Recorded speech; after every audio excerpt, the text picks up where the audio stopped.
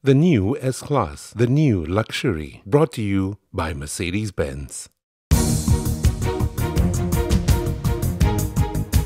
RHB Bank has announced that its Group Managing Director and Group CEO, Datuk Khairussaleh Ramli, will be taking a leave of absence with effect from January 24th. In an after-hours filing with the Bourse, RHB said that in Khairussaleh's absence, Muhammad Rashid Mohamad will be appointed as the officer in charge / principal officer effective January 24th. The bank adds that further announcements will be made on the matter in due course. Muhammad Rashid is currently the Managing Director for Group Wholesale Banking of RHB Bank. He has over 30 years of working experience in financial markets with several financial institutions in Singapore and Malaysia, namely ABN AMRO, the Royal Bank of Scotland and AmBank Group. It should be noted that this announcement comes at a time when Khairussaleh's former employer Maybank is looking for a successor to replace its current Group President and CEO Datuk Sri Abdul Farid Alias, who will step down on August 1st.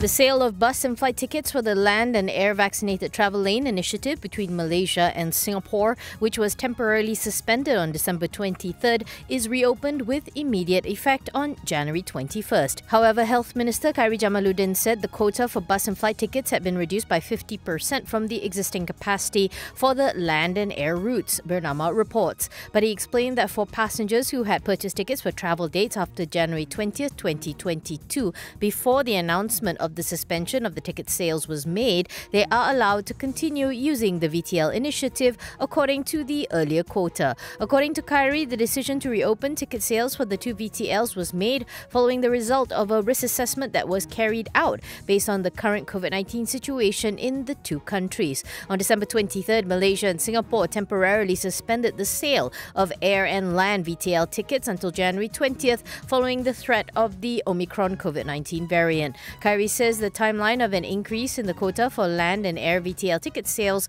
depends on the risk assessment conducted from time to time by the Ministry of Health based on the current COVID-19 situation. He also reminded travellers using the VTL platform to perform self-test rapid antigen testing on the 2nd, 4th and 6th days after arrival and a professional RTK-AG test on the 3rd and 5th day.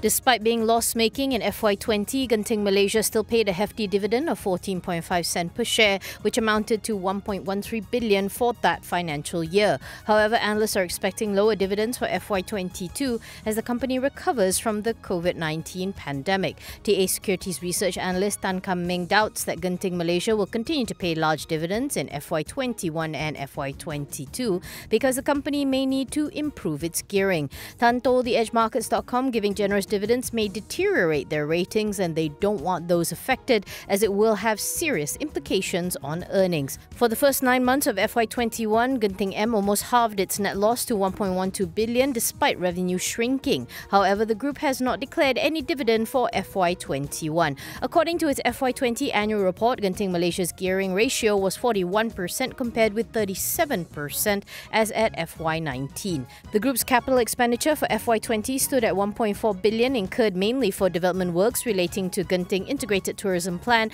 and expansion works at Resorts World NYC. Meanwhile, Genting Malaysia said preparations are underway for the opening of the Genting Skyworlds outdoor theme park at Resorts World Genting, a key growth initiative for the casino and hotel in Malaysia. The group points out that the health and safety of guests, employees and the community remain key priorities amid lingering COVID-19 concerns. In its latest corporate presentation, the group says RWG opened to positive response in September 30th, 2021. On RWG, Genting Malaysia says it plans to ramp up operational capacity by leveraging existing assets to meet increasing demand and optimize cost base to drive productivity and efficiency. However, Genting Malaysia did not specify when Genting Skyworlds would open to the public, although Affin Hwang IB expects for the opening to take place in the first quarter of 2022.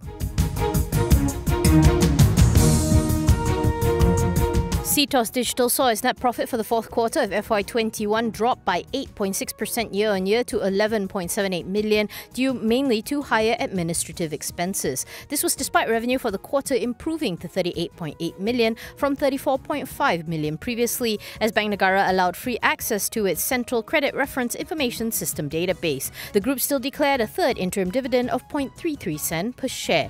As for its full-year report card, the credit reporting agency saw its FY21 earnings come in 10% higher at 43 million, while revenue improved by 15% to 153.2 million from 133.2 million ringgit. Moving forward, the group expects its subsidiaries and business segments to continue their growth trajectory in the current quarter.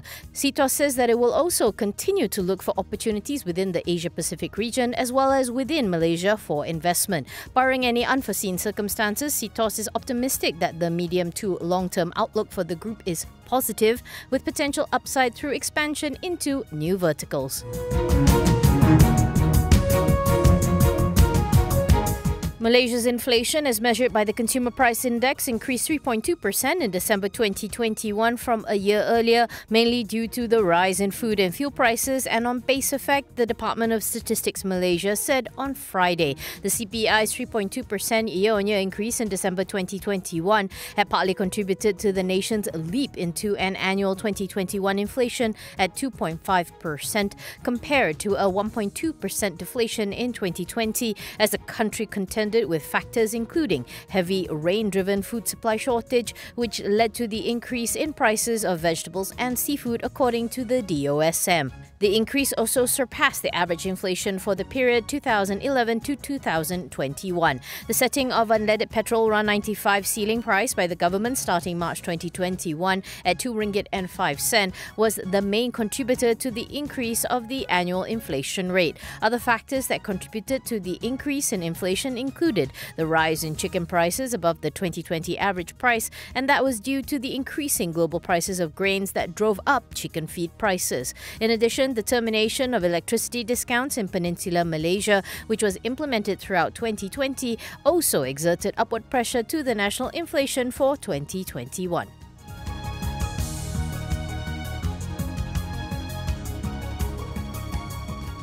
This program was brought to you by Mercedes-Benz.